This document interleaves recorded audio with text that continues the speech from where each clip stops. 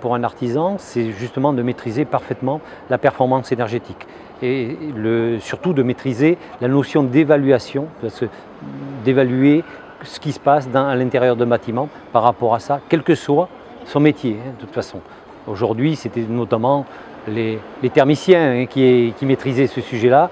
Aujourd'hui, on demande un peintre, un serrurier ou un carreleur d'être en capacité de maîtriser ce qui se passe dans un bâtiment.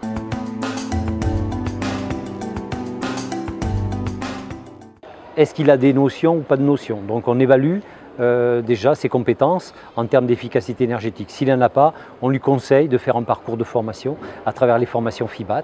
Et après cela, il passe un QCM, qui est un examen à questions à choix multiples. S'il est reçu, il n'a plus qu'à se procurer un logiciel parmi les 3 logiciels que la CAPEB a déterminés en termes de produits qui l'accompagnent à faire de l'évaluation. Et son dossier est pratiquement complet et il le présente à Calibat, qui lui est gestionnaire de la marque Eco-Artisan pour la CAPEB.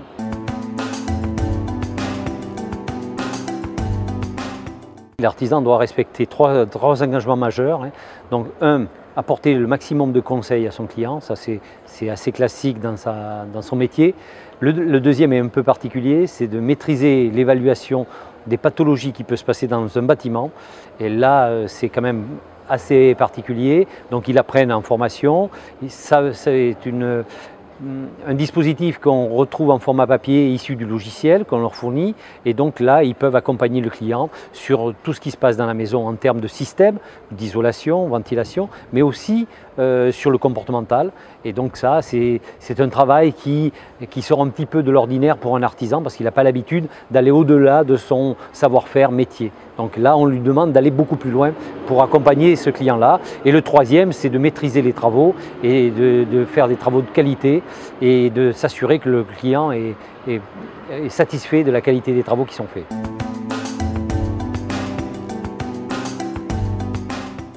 On se crée des challenges nous aussi, et donc dans ce challenge-là, c'était 1000, 2000, et là on vient de passer au 2000e, donc j'espère que dans 6 mois on sera au 3000e, mais ça tombe bien parce que c'est pour les journées de la construction, le 2000e, donc c'est un artisan de Vendée, et puis on va essayer de fêter ça avec lui de façon spécifique. Voilà.